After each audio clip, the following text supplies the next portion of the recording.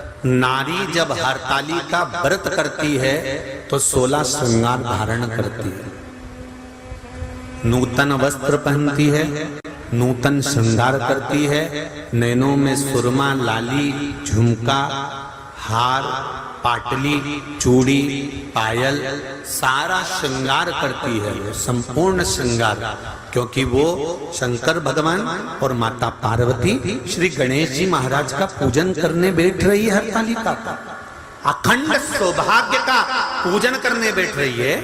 कुंवारी कन्या भी अगर हरतालिका तीज का व्रत करती है तो वो भी श्रृंगार कर कर बैठती है, भले मांग नहीं भरती पर श्रृंगार करती है, पूर्ण श्रृंगार।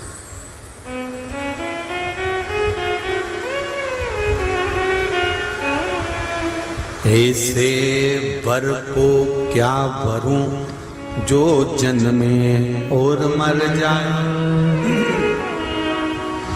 वर वरूं मेरा सांवरा तो मेरा चूड़ा अमर हो जाए।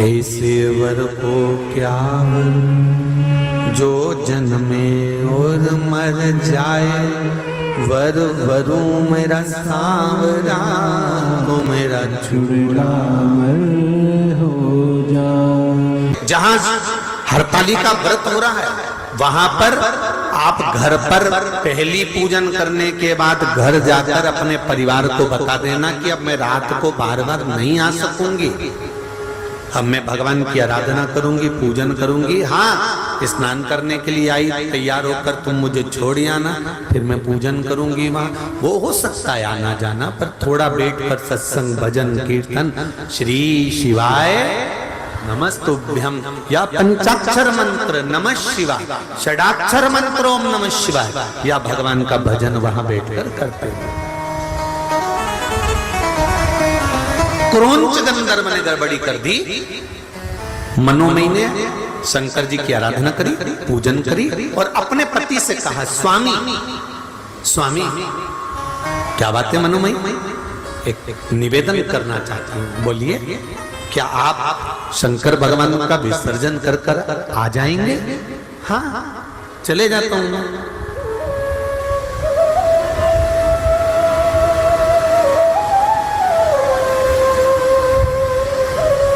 क्या आप शिव जी का विसर्जन कर कर आ जाओगे? हाँ चले जाता हूं। पूजन आपने करी है, अर्चना आपने करी है, आराधना आपने करी है, शिव को निमंत्रण देकर आपने बुलाया, तो छोड़कर भी कौन आएगा?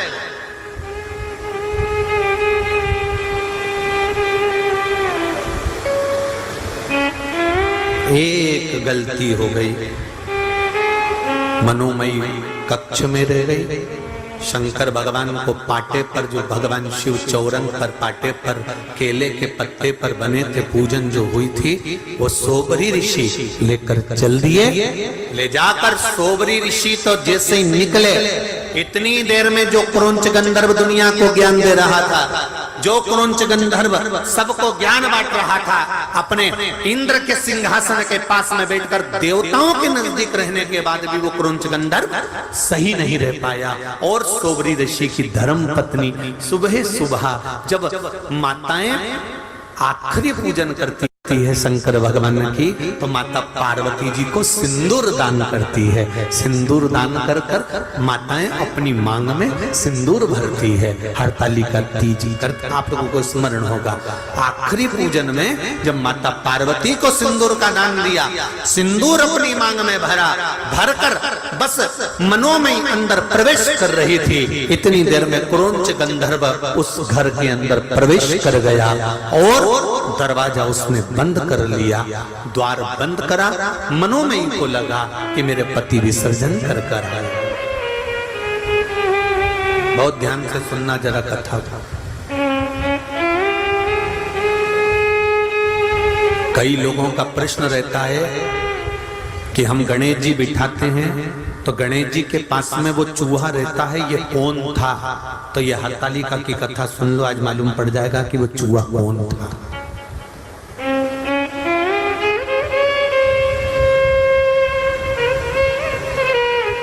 कई लोगों का प्रश्न है कि गणेश जी के साथ जो चूहा रहता है, हम गणेश जी बिठाते हैं तो चूहा साथ में रहता है, तो वो चूहा कौन था?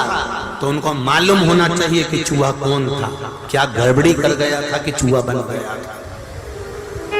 स्मरण होना चाहिए आपको।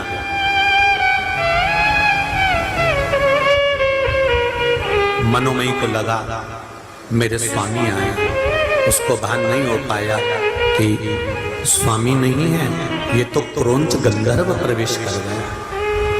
और गलत सोच से, गलत विचार से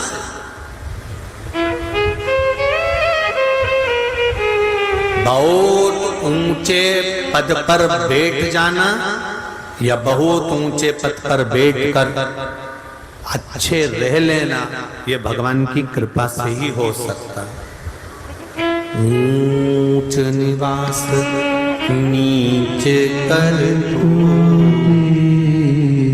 देख न सकल बहुत ऊंची गादी पर बैठ जाओ, बहुत ऊंचे सिंहासन पर बैठ जाओ, बहुत ऊंचे अहदे पर बैठ जाओ, बहुत ऊंचे सिंहासन पर बैठ जाओ, और बैठने के बाद अपनी चित्त, अपनी बुद्धि, अपना विचार, अपनी वाणी, अपनी सोच सही बनाकर रख लेना बहुत कठिन है।